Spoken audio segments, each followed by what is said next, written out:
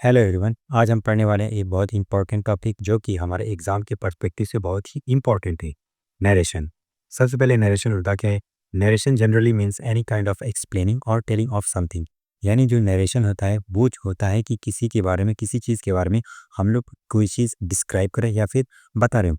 जैसे अक्सर आप लोग स्टोरीज में देखते होंगे कि एक होता है नरेटर जो कि स्टोरी को डिस्क्राइब कर रहा होता है। ओके, ये होता है नरेशन। ठीक है। अब नरेशन दो तरह का होता है। एक नरेशन होता है डायरेक्ट नरेशन और एक होता है इनडायरेक्ट नरेशन। जैसे पहला एग्जांपल अगर हम लोग देखें तो he said I go to the market. अब ये चीज़ इन्वर्टेड कॉमास में क्यों रखी गई? क्योंकि ये चीज़ एकदम वर्ड टू वर्ड यही बोली गई थी। ओके, तभी इस वजह से इसको इन्वर्टेड कॉमा में रखा गया है। यानी ये चीज़ एकदम डायरेक्ट है, मतलब वर्ड टू वर्ड यही बोला गया था। That's why this is in inverted commas. Why? If you see another example, he said that he went to the market. Word to word क्या बोला गया था? I go to the market. लेकिन जब हम इसको इनडायरेक्टली एक्सप्लेन करते हैं, किसी से डिस्क्राइब करते हैं, तो क्या हो जाता है? He went to the market. Okay.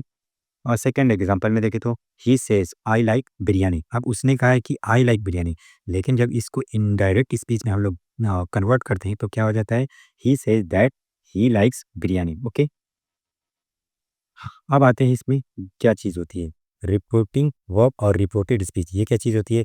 जो रिपोर्टेड स्पीच हमारी होती है वो हमेशा इन्वर्टेड कॉमास में होती है, और जो रिपोर्टिंग वर्ब होती है वो इन्वर्टेड कॉमास के बाहर होती है। अब ये चीज़ पहले भी आ सकती है, बाद में भी आ सकती है। नोट करने वाली चीज़ ये है कि जो भी चीज़ें इन्वर्टेड कॉमास में रहेगी वो होगी रिपोर्टेड स्पीच। जो हम मेजर चेंजेस करते हैं वो इसी में करते हैं। और जो रिपोर्टिंग वर्ब होती है उसमें भी थोड़े बहुत चेंजेस होते हैं। तो इसको जानना बहुत ज़रूरी है कि रिपोर्टिंग वर्ब क्या होती है और रिपोर्टेड स्पीच क्या होती है। Okay, so keep in mind that everything that is in inverted commas is called reporting verb, and apart from inverted commas is called reporting verb, and this one is reported speech. Okay, अब changes क्या क्या होते हैं reported speech में? Reported speech में जो सबसे पहला चेंज होता है वो होता है प्रोनाउंस का चेंजेस।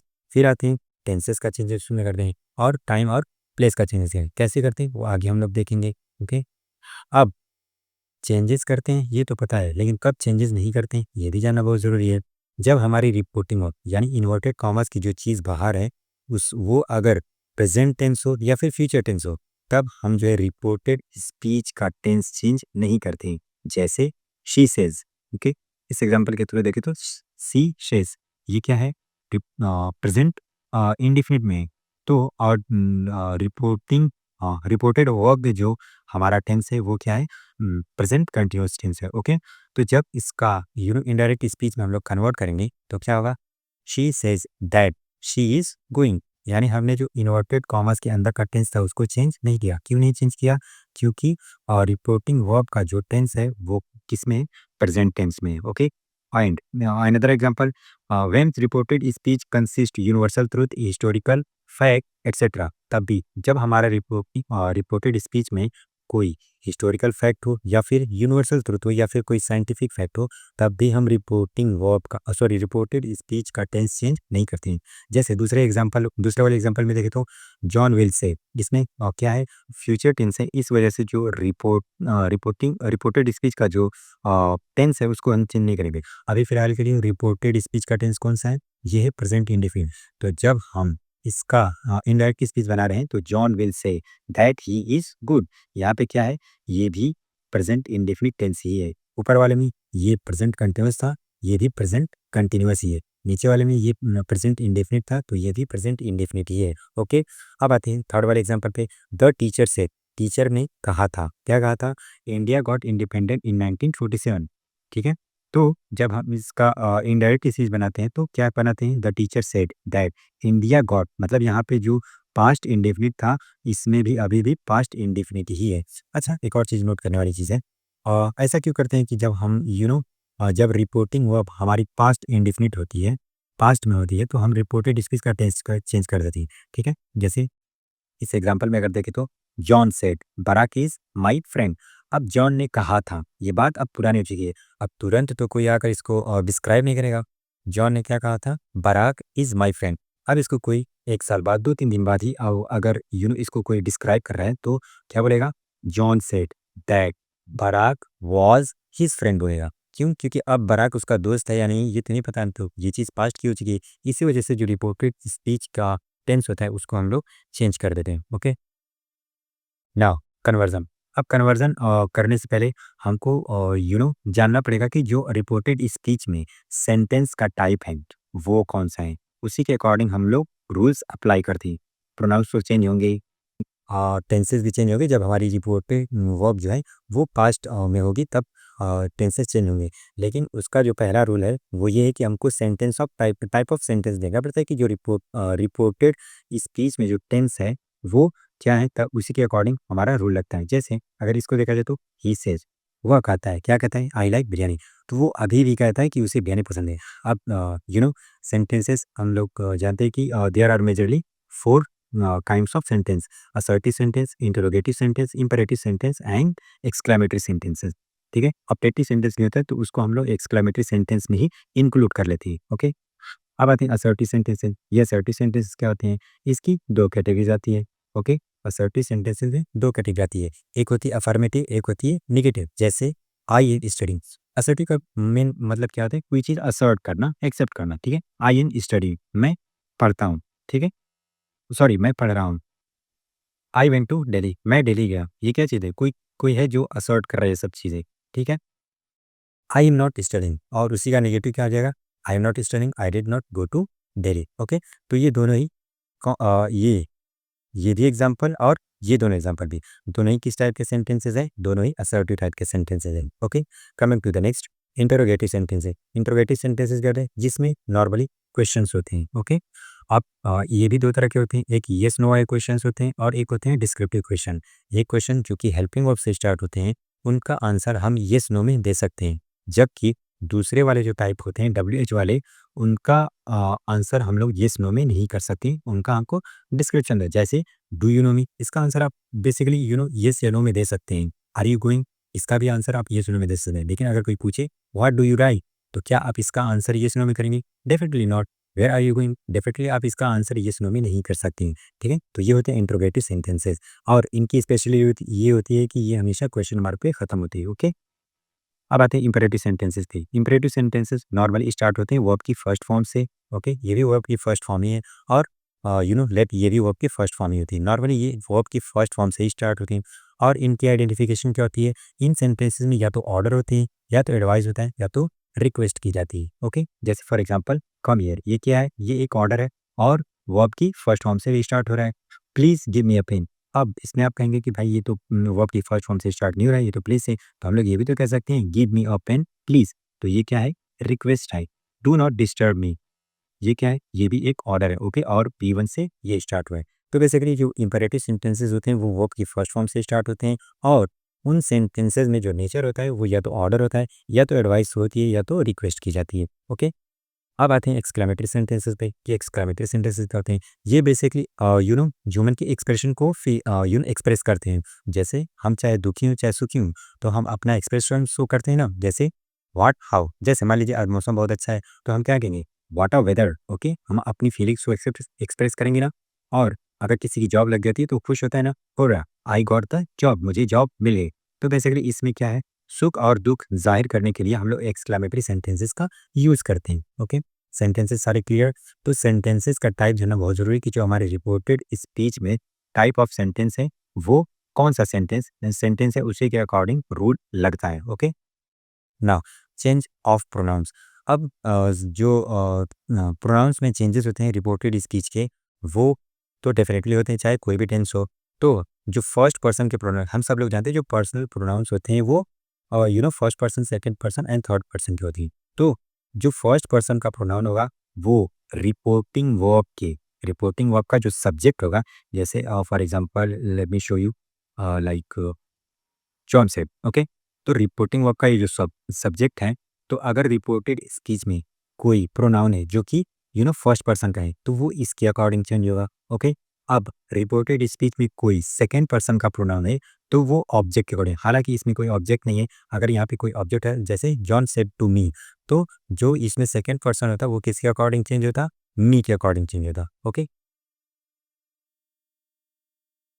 तो जो रिपोर्टेड स्पीच में जो फर्स्ट पर्सन का प्रोनाउन होगा किसके अकॉर्डिंग चेंज होगा, सब्जेक्ट के अकॉर्डिंग। जो सेकंड पर्सन का प्रोनाउन होगा वो किसके अकॉर्डिंग चेंज होगा, ऑब्जेक्ट के अकॉर्डिंग। और जो थर्ड पर्सन का प्रोनाउन होगा रिपोर्टेड स्पीच में, उसमें कोई भी चेंजेस नहीं करेंगे। थर्ड पर्सन का प्रोनाउन बोले तो ही, शी, दे, इट या फिर किसी का नाम आ जाए तो उसको हम लोग चेंजेस नहीं करते हैं, ठीक है। अब ये देखिए प्रोनाउन चार्ट, इसको अच्छे से देख लें ताकि हमको आसानी है। जैसे हम लोग सब जानते हैं कि पर्सनल प्रोनाउन जो होते हैं वो यू नो थर्ड पर्सन के होते हैं, first, second and third person. ये फर्स्ट पर्सन का सिंगुलर है और ये फर्स्ट पर्सन का प्लूरल है। इसको समझ लीजिए, ऐसे जान लीजिए कि जो जो बात को करता है वो होता है फर्स्ट पर्सन, जिससे बात की जाती है वो होता है सेकंड पर्सन, और जिसके बारे में बात की जाती है वो होता है थर्ड पर्सन। जैसे करंटली अभी मैं आपसे बात कर रहा हूँ तो मैं क्या हूँ, फर्स्ट पर्सन का प्रोनाउन हूँ, ठीक है। आप सुन रहे हैं मेरी बात, मतलब मैं आपसे बात कर रहा हूँ तो आप क्या है, सेकंड पर्सन के प्रोनाउन। और अगर मैं किसी के बारे में बात कर रहा हूँ जैसे she is good, he is good, तो मैं किसी और की बात कर रहा हूँ तो वो क्या है, थर्ड पर्सन के प्रोनाउन। ये अच्छे से मेमोराइज कर लीजिएगा, इसको डाउन कर लीजिएगा ताकि आगे चीज़ें आसान लगे, ओके। अब चेंजेस ऑफ प्रोनाउन को एक बार प्रैक्टिकली करके देखते हैं कि कैसे होगा, ठीक है। जैसे ही सेड टू मी, उसने मुझसे कहा। I have done my homework, मैंने अपना होमवर्क कर लिया है। तो अगर आप इसको हिंदी में करें तो कैसे कहेंगे, उसने मुझसे कहा कि उसने अपना होमवर्क कंप्लीट कर लिया था, ओके। कैसे करेंगे, अब देखिए ही सेड टू को हम लोग चेंज कर देते टोल्ड मी, तो he told me, okay. That लगाएंगे इनवर्टेड कॉमर्स को हटाने के लिए। ही, अब ये टेंस कौन सा है, ये टेंस है आपका प्रेजेंट परफेक्ट टेंस। तो प्रेजेंट परफेक्ट बेसिकली चेंज होता है किसमें, पास्ट परफेक्ट में। तो इसको हम लोग जब चेंज करेंगे तो पास्ट परफेक्ट बचेंगे। फिलहाल नोट करने वाली बात ये है कि ये फर्स्ट पर्सन का प्रोनाउन आई, ठीक है। तो ये चेंज होगा ही के अकॉर्डिंग। अगर यहाँ पे सब्जेक्टिव केस हुआ है ना, यहाँ पे सब्जेक्ट है आई, तो यहाँ पे जो इस ये जो रिप्लेस करेगा इसका भी सब्जेक्टिव केस ही आएगा। तो ही का सब्जेक्टिव केस क्या होता है, ही, ओके। ही हैड डन, अब ये क्या है, माई। माई क्या है, फर्स्ट पर्सन का, और ये भी है, ठीक है। तो फर्स्ट पर्सन का ये पॉसेसिव केस है, तो फर्स्ट पर्सन भी किसके अकॉर्डिंग चेंज होगा, सब्जेक्ट के अकॉर्डिंग, ओके। तो ही का जो पॉसेसिव केस होता है वो यहाँ पे यूज होगा, हिज होमवर्क। बात समझ में आई, his homework, okay. Now coming to the next example, she said to me, उसने मुझसे कहा, क्या कहा, you are my best friend, okay. अब इसमें देखते हैं, शी टोल्ड मी, यहाँ से यहाँ तक तो क्लियर है, शी टोल्ड मी हो जाएगा। दैट, अब यू सेकंड पर्सन का प्रोनाउन है, ओके। सेकंड पर्सन का प्रोनाउन है तो किसके अकॉर्डिंग चेंज होगा, ऑब्जेक्ट के अकॉर्डिंग चेंज होगा। अब ऑब्जेक्ट जो है मी है, ठीक है।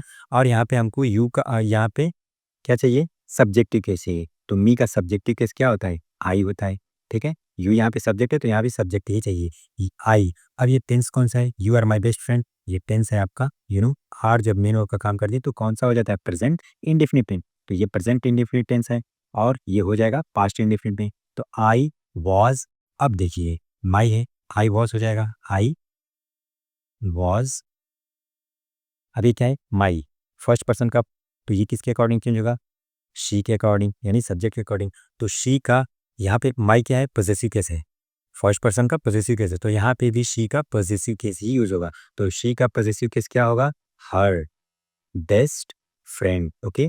तो she told me that I was her best friend, okay. हम टेंस चेंज क्यों कर रहे हैं, क्योंकि हमारी जो रिपोर्टिंग वर्ब है वो है पास्ट में, ओके। अब ही said I like you, he said I like you. अब देखिए तो ये क्या हो जाएगा, he said that, I first person का प्रोनाउन है, ये किसके अकॉर्डिंग चेंज होगा, सब्जेक्ट के अकॉर्डिंग।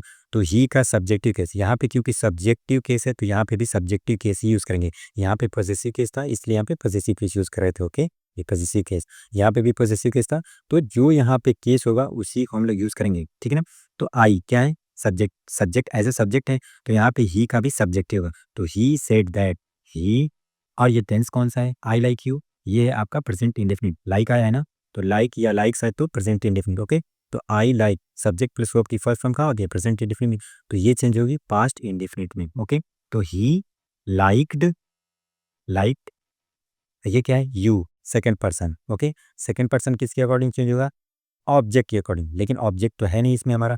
तो जब ऐसी कंडीशन है कि जिसमें हमारा ऑब्जेक्ट हो तो हम लोग ऑब्जेक्ट किसको मान लेते हैं, मी को मान लेते हैं, ओके। तो यहाँ पे मी होगा, तो मी यहाँ पे you, okay. Let me tell you one thing, यहाँ पे जो यू आया है वो कौन सा केस है, सब्जेक्टिव केस या ऑब्जेक्टिव केस है, ऑफ कोर्स ये वर्ब है, वर्ब के बाद क्या आएगा, ऑब्जेक्टिव केस ही आएगा। ठीक है, ये हमारा सब्जेक्ट है, ये वर्ब है और ये ऑब्जेक्ट है। तो यहाँ पे भी हम लोग यूज़ करेंगे ऑब्जेक्टिव केस ही यूज़ करेंगे। यू किसके अकॉर्डिंग चेंज होगा? ऑब्जेक्ट के अकॉर्डिंग। तो यहाँ पे ऑब्जेक्ट क्या होगा? मी। जब कोई ऑब्जेक्ट नहीं तो क्या बनेंगे? मी। तो मी का ही ऑब्जेक्टिव केस यहाँ पे यूज होगा। तो मी का objective case of course me ही होता है। ठीक है, तो क्या हो जाएगा? He said that, he said that he liked me. Okay, he said that he liked me. इस तरह से चीजें चेंज होंगी। ओके, आई होप समझ में आया हो। अब मोस्ट इम्पॉर्टेंट कि टेंसेस को किस में चेंज करेंगे। चीज़ें समझ में आ रही होंगी, लेकिन टेंसेस को कैसे? तो इस लाइन को याद रखिएगा। जो प्रेजेंट वाले टेंस होंगे वो जाएंगे पास्ट में, और जो पास्ट वाले टेंसेस होंगे वो जाएंगे पास्ट परफेक्ट में। ओके, सिंपल है, समझते हैं। जो प्रेजेंट इंडेफिनिट होगा वो किस में जाएगा? पास्ट इंडेफिनिट में। जो प्रेजेंट कंटिन्यूअस होगा वो किस में जाएगा? पास्ट कंटिन्यूअस में। जो प्रेजेंट परफेक्ट होगा वो किस में जाएगा? वो जाएगा पास्ट परफेक्ट में। जो प्रेजेंट परफेक्ट कंटिन्यूअस होगा वो किस में जाएगा? वो जाएगा पास्ट परफेक्ट कंटिन्यूअस में। ओके, एक बार और समझ लीजिए। Present indefinite, past indefinite, present continuous, past continuous, present perfect continuous, past perfect continuous, present perfect continuous, present perfect tense, past perfect tense. Okay, मतलब परफेक्ट वाली चीजें परफेक्ट में ही जाएंगी और किस में जाएंगी? पास्ट वाले में। अब आते हैं पास्ट वाले पे। तो जो पास्ट इंडेफिनिट होगा वो जाएगा पास्ट परफेक्ट में। जो पास्ट कंटिन्यूअस होगा वो जाएगा पास्ट परफेक्ट कंटिन्यूअस में। ओके, यहाँ पे। और जो पास्ट परफेक्ट होगा वो ऑफ कोर्स पास्ट परफेक्ट में ही रहेगा। और जो पास्ट परफेक्ट कंटिन्यूअस होगा वो कहाँ पे जाएगा? वो पास्ट परफेक्ट में। मतलब ये चीज़, दो चीज़, प्रेजेंट इंडेफिनिट यहाँ पे जाएगी, पास्ट प्रेजेंट कंटिन्यूअस यहाँ पे जाएगी, और बाकी दो चीज़ें यहाँ पे चली जाएंगी। ठीक है ना, और इसकी सारी चीज़ें यहाँ पे जाएंगी। ओके, और ये जो चीज़ होगी वो एज इट इज़ ही रहेगी। ठीक है, बात समझिए, एक बार फिर से समझ लेते हैं। इसका प्रेजेंट इंडेफिनिट इसमें जाएगा, प्रेजेंट इंडेफिनिट और प्रेजेंट कंटिन्यूअस यहाँ पे जाएगा। बाकी दोनों चीज़ें पास्ट परफेक्ट में चली जाएंगी। ओके, और इसका सारा चारों चीज़ इसी में जाएगा। ठीक है, और इसका जो कुछ रहेगा वो एज इट इज़ रहेगा। ठीक है, बात समझ में आ गई। नेक्स्ट, अब हमने देखिए कि प्रोनाउंस कैसे चेंज हो रहे हैं, किस में क्या चेंज होता है। हमने ये भी देखा कि टेंसेस कैसे किस में चेंज होते हैं। अब आते हैं बाकी जो वर्ड्स होते हैं, change of words related to time और टेंस। इनसे भी देख लेते हैं कि टाइम क्या चीज़ है। एगो का बिफोर हो जाएगा, इसको एक बार अच्छे से देख लीजिए। अच्छा, ये चीज़ होती क्यों है, इसको भी चेंज करना पड़ता है। जैसे टुमारो, टुमारो को हम किस में चेंज कर देते हैं? नेक्स्ट डे में। ओके, टुडे को हम किस में चेंज कर देते हैं? That day. जैसे अगर कोई कहे, मान लीजिए किसी ने मंडे को कोई बात कही कि I am going to school today. ठीक है, अब उस चीज़ को नरेट करना है। हम लोग नरेट कब कर रहे हैं? हम लोग नरेट कर रहे हैं ट्यूसडे को। ठीक है, तो अगर इसको हम लोग टुडे ही रख दें, तो कोई बात कही गई थी संडे को, यानी वो चीज़ कब जा रहा था? वो संडे को। अगर ट्यूसडे को इस बात को हम लोग कहें, यानी वो ट्यूसडे को जा रहा है, इसीलिए हम लोग इसको भी चेंज कर देते हैं दैट डे में, ताकि जिस दिन हम लोग इस चीज़ को नरेट करें उसी दिन की बात। ठीक है, आगे हम लोग देखेंगे कि असर्टिव सेंटेंसेस की क्या रूल है, निगेटिव की क्या, सॉरी इंट्रोगेटिव की क्या रूल है, अफर्म इम्परेटिव की क्या रूल है, और एक्सक्लेमेटरी के। तब तक के लिए थैंक यू वेरी मच।